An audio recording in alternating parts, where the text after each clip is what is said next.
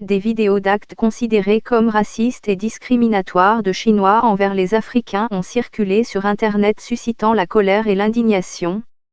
5 mois plus tôt, l'étudiant nigérian avait déménagé à Guangzhou, dans le sud de la Chine, pour étudier l'informatique à l'université de Guangdong. Il venait de payer ses frais à l'université pour le nouveau semestre lorsque son propriétaire l'a informé qu'il devait partir. Lorsqu'il a tenté de déposer ses sacs dans l'entrepôt d'un ami, on l'a empêché d'entrer. Il a passé plusieurs nuits à dormir dans la rue. Regardez comment ils nous traitent, comment ils nous ont forcés à sortir de nos maisons et à nous mettre en auto-quarantaine, a-t-il déclaré à la BBC depuis un hôtel de la ville. Ils m'ont dit que le résultat du test est sorti et que je suis négatif. Ils ne veulent toujours pas que je sorte. Les leaders de la communauté africaine de Guangzhou pensent que la grande majorité de la population africaine de la ville a été mise en quarantaine ou dort dans les rues. Certains se cachent, a déclaré un dirigeant de la communauté sur une application cryptée de médias sociaux. Début avril, des rumeurs sur Internet ont commencé à circuler selon lesquelles les quartiers de la ville où vivent les Africains et où ils font du commerce étaient bouclés après que 2 Nigérians testés positifs au virus se sont échappés. La commission de la santé a commencé à effectuer des tests à grande échelle sur les ressortissants africains. L'autorité locale affirme avoir réalisé un test de coronavirus sur chaque ressortissant africain de la ville. Ils sont juste venus avec leur ambulance et leur équipe médicale et nous ont emmenés. Tout ce qu'ils ont dit, c'est que c'était la loi chinoise et un ordre du gouvernement, a déclaré Ao, un homme d'affaires de Côte d'Ivoire. Vers la fin de la première décennie du siècle, on pensait que des centaines de milliers de personnes vivaient dans la ville.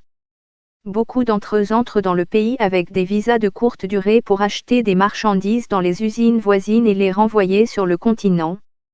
Selon certaines estimations, la ville comptait plus de 200 000 habitants. Certains se sont installés pour le long terme. Beaucoup ont dépassé la durée de leur visa.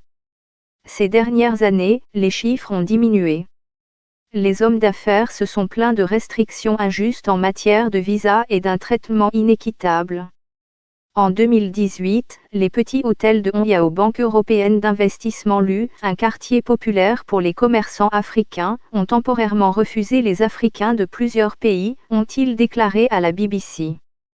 La plupart des Africains qui y vivent sont gentils et amicaux avec les locaux, et ils font des affaires normalement depuis quelques années, a déclaré un habitant de Guangzhou qui n'a pas voulu être nommé. S'il y a un problème, c'est peut-être que certains Africains dépassent la durée de leur séjour et font des choses illégales. Le conflit sur le test du virus, je pense qu'il s'agit d'un malentendu.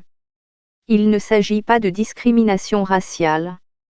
Ce n'est pas le style du peuple de Guangzhou, a-t-il déclaré. Les gens ne sont pas hostiles aux Africains dans leur esprit, à moins que certains Africains ne fassent des choses contraires aux règles locales, a-t-il ajouté. Le faux post de Bill Gates et d'autres affirmations à ignorer coronavirus, les États africains imposent des restrictions strictes. Pourquoi les épidémies comme le coronavirus sont en hausse? Le gouvernement chinois a rejeté les allégations de racisme, insistant sur le fait que la Chine et l'Afrique sont amis, partenaires et frères et qu'il a une tolérance zéro envers le racisme. Mais beaucoup de ceux à qui la BBC s'est adressée disent avoir été montrés du doigt en raison de leur race.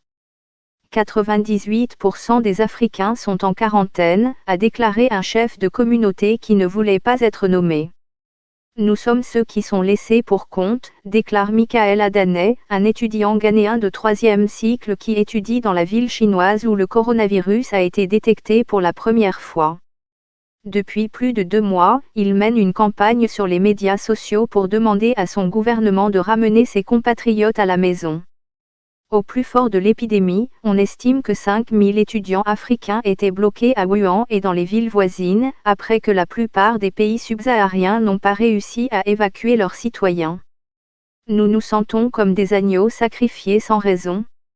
Le plan était de garder les gens en sécurité en nous sacrifiant, a demandé un étudiant qui ne voulait pas être nommé. Quel était l'intérêt, puisque nos pays n'ont pas mis en place de mesures pour protéger les gens du virus? Lorsque Wuhan a officiellement mis fin à son confinement le 8 avril, la normalité a commencé à revenir dans la ville. Plus d'une semaine après, les étudiants africains sur les campus ne peuvent toujours pas quitter l'université. Ils ne savent pas quand leur propre confinement sera levé. De retour à Guangzhou, une étudiante de Sierra Leone a déclaré qu'elle pensait que les Africains étaient montrés du doigt. Tout cela se produit en raison de l'augmentation des cas d'importation de virus par des étrangers, mais la majorité d'entre eux sont des ressortissants chinois, a-t-elle déclaré. Avec tout cela, les Chinois ont fait preuve de racisme et de discrimination envers les Noirs ici à Guangzhou. Je connais des gens de mon église qui sont blancs et des non-africains qui ne traversent pas ce que nous traversons, quarantaine et tests multiples, a-t-elle déclaré. Un homme d'affaires nigérian en quarantaine a déclaré que c'est la police qui m'a fait sortir de mon appartement et m'a mis à la rue. Je n'ai aucun problème avec mon propriétaire. Il ne savait même pas que j'avais été expulsé. Mes enfants ont dormi dans la rue pendant de nombreux jours. Sur les médias sociaux, des centaines d'Africains à Guangzhou ont organisé des groupes qui se tiennent mutuellement informés. Ils envoient des photos de nombreux hôtels et hôpitaux où des hommes d'affaires, des résidents et des étudiants sont détenus dans toute la ville. Le gouvernement de Guangdong a mis en place une ligne d'assistance téléphonique pour les étrangers victimes de discrimination. Des vidéos continuent de circuler en ligne, montrant des Africains déplacés en ambulance entre des hôtels.